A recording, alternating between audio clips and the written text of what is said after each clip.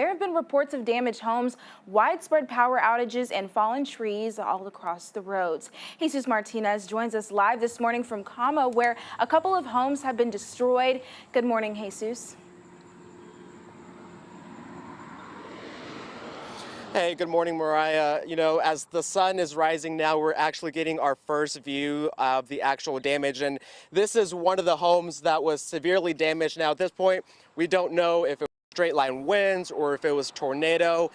A few people we spoke to here today say they heard what I believe it's a tornado, but like I said, right now we can't confirm what it is at this point until the National Weather Service actually comes out and, surveys this damage. And with me, I have Larry McNeil. Larry, you are a neighbor. Again, thank you so much for talking with us. You are a neighbor of the people who live here. Sort of walk with me on this way. Who lives here, and I guess sort of what did you hear whenever the storms were rolling in overnight? Well, I heard a lot of loud noise, and I thought my windows were going to break out. This is John and Pam Teague. This is their house, and they rent from Van Jennings. And I have the place next door. Van Jennings owns that place too. He owns all that land out there and back there. But I don't know if he knows about the damage yet. But the first responders told me that they got John and Pam out of the house. So I assume they're all right. I called the hospital, and I don't know if their dogs made it out or not, but I hope they did.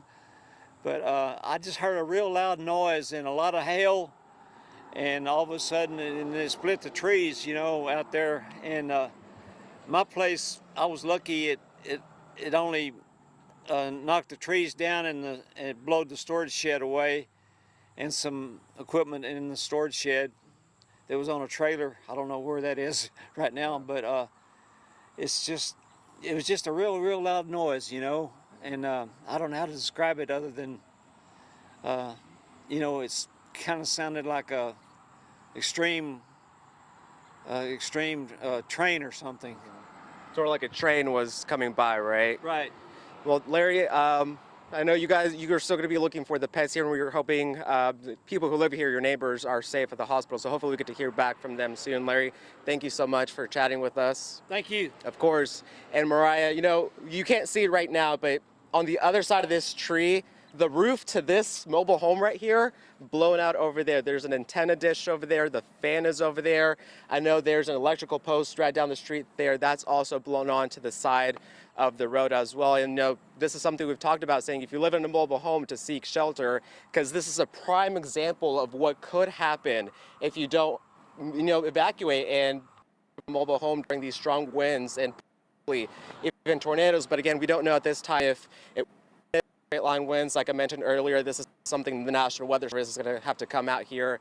And Mariah, during the next day, we're going to go down to the high school, or one of the schools down here, severely damaged the football field as well. So we're going to take some video of that and share it with you guys later on.